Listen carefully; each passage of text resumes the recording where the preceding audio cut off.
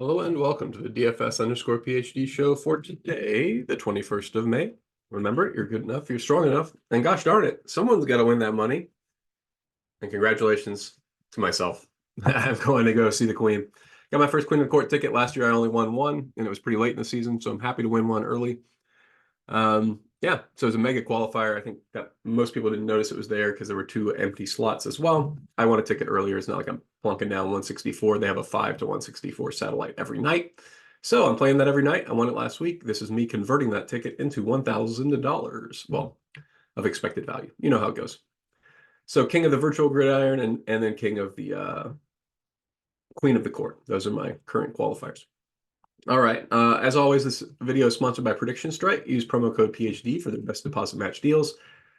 Again, last week was kind of a push for me on MMA, but we should have our new MMA video coming out pretty soon for is this the interesting one? I think it's still one more week. One more week until the really interesting one that has the live finals and stuff, but should be fun anyway. Get a little prediction strike action or other sorts of predictions things. As always, I do want to plug also the Pick Six channel is getting really good.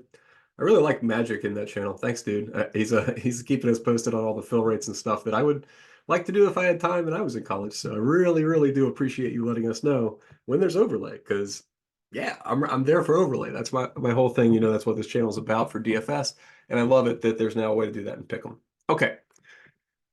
So I'm still working out the rules. I'm still working out the rotations. We got a new series. It's always great fun, but the great fun comes from the uncertainty, and there's a great amount of uncertainty here. And the reason is we just haven't seen these teams play each other like this. The games they've won, you got 36 minutes for Buddy Hield, not on the team. So those minutes are probably McConnell minutes now, not quite, right? So I guess they're Nembhard minutes mostly, and then Toppin gets more backup run, but Jalen Smith was in this rotation. Is that going to become Isaiah Jackson, or is that still going to be Jalen Smith? I don't know. I mean, that was intentional. Isaiah Jackson had a tough one a couple games ago against the Boston. He had like a -8. He's just not been that good. They pulled his second shift in the game that was in earlier in January. That worries me. I don't love them pulling the second shift. And instead of his second shift, what do they do when Myles Turner comes out that time? They went to Jalen Smith. So they started Jalen Smith in that game. That's weird. Something was wrong. Well, they're probably not going to do that. But I mean, if they do, you play Jalen Smith, right? He's mid-price. So if he starts, that's great. I'm not expecting that. I do think I have on that rule though. I got to turn on, where's my Jalen Smith rules? Because it's a new series and like he's a viable option. I don't quite understand completely pulling him from the rotation. Maybe he's in my Indiana center foul trouble rule. Huh. No. Is he in my Indy going small ball rule? No. I guess he could be. Let's put him in there because I don't want more than one of these guys. Like either it's going to be Jalen Smith, it's going to be Isaiah Jackson, or it's going to be Obi Toppin getting massive, massive minutes at small ball 5. So that's kind of my current read on it. I still don't like you hear me not quite sure about this take. I'm just not quite sure about this take yet. I got to figure out Jalen Smith. Where even is he on this list? Oh, no exposure. That's why.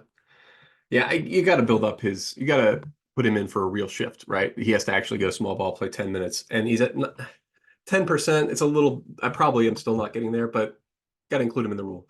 Max 1 of Kornet or Horford. How much Kornet did we see? None. Saw backup Nemus Keita in this game. It was the closest and most representative one. Saw 14 minutes of backup Nemus Keita. So now that we would assume that's 14 minutes of backup Kornet. It was 16 minutes of Kornet earlier in January, 10 minutes in the earlier game. I think Kornet's definitely a solid option down there. But it is a max 1 situation. And same thing with Indiana. You either do Myles or you do Isaiah. You don't do both. So that's what the Indiana center foul trouble is. Because you get in foul trouble. And then you don't really know what they're going to do. So currently, let me show you also. I think Obi Toppin's being okay, they've moved him up a little bit. He was at like 18 fantasy points earlier, just not appropriate. 20, this is probably about right, 21.5. I'm going to go a little higher still. I think Obi Toppin being extended is the most likely case. Let's look at these Indiana guys. Haliburton, Turner, Siakam, Nembhard. Those guys are probably going to get a closing lineup. And so then you have a max 1 of like Toppin, or maybe it's McConnell instead of Nembhard if McConnell's knocking him down, or maybe it's Nesmith if Nesmith's playing great defense. 22. Let's get him up to 24 for like starters minutes. Need to have Nesmith at 20% is definitely underowned. Okay, but still, he's not. I mean, he's not amazing value. I don't want to go crazy on my Nesmith levels. Isaiah Jackson still, yeah, I don't want to be more than what 10% chance that we get early Myles Turner foul trouble and it becomes Isaiah Jackson minutes. Ben Shepherd, not sure. Played a lot in the last series, played well, and they got those Bunny Hield minutes, right? So, but I think his minutes are hard capped because I think that Haliburton's definitely obviously going to play over him, and there's other people in line before him. So, like, on the one hand, probably the best value on the slate, but on the other hand, like, I assume ownership 20%. Yeah, it's just there's just not much meat on the bone. So maybe play him in the captain or something. Yeah, I have him in some captain consideration, but I'm still not getting there. Same thing with Isaiah. The only people I'm playing captain from. Oh, this let's okay. Have I said all the rules? They're mostly Indiana rules. I don't think there's anything. There's no real question about what Boston does.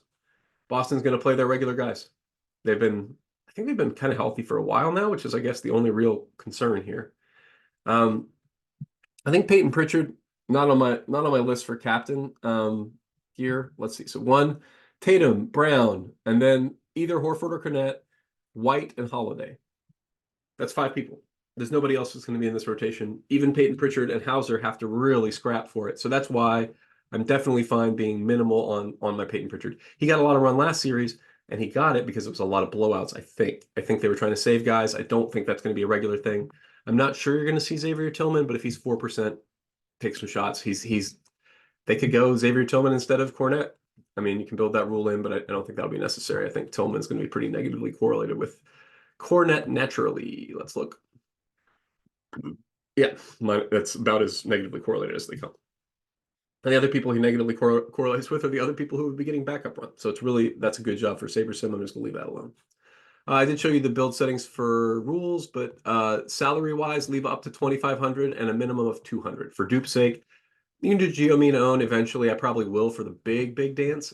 But for now, I think I'm going to leave it off because I want to make sure I know where the best lineups are, that I have the right phase space, and then I'll start paring down later. This is a first game. I think we're going to get weird enough lineups anyway. Like, I would bet I'm leaving a lot of money on the table.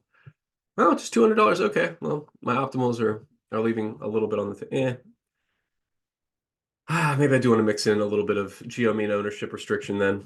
I'm just going to do the $1 and the $4, so it's kind of just trawling for satellite hits at this point. I'm trying to get those satties up for the millionaire because 100,000 is fine, but I mean in 2 weeks we got a millionaire, so I'm paying 10 times the attention to that. I'm not trying to give away my strategies like what I'm going to do in the final for the actual million. But, we don't know yet. We're gonna see over the next couple of weeks what seems highest expected value.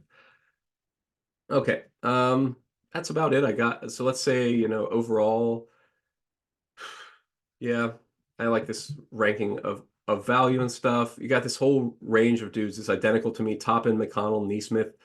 One of them probably gets there. I say they're identical. I got way more Toppin than the rest of them. So let's go ahead and fix that. 35% Toppin, and then minimum of 10% McConnell. Let's say 15% McConnell. And oh, I've got Nesmith on a hard cap there. That's a little unusual. Yeah, I guess doesn't have much upside. I'm fine with that.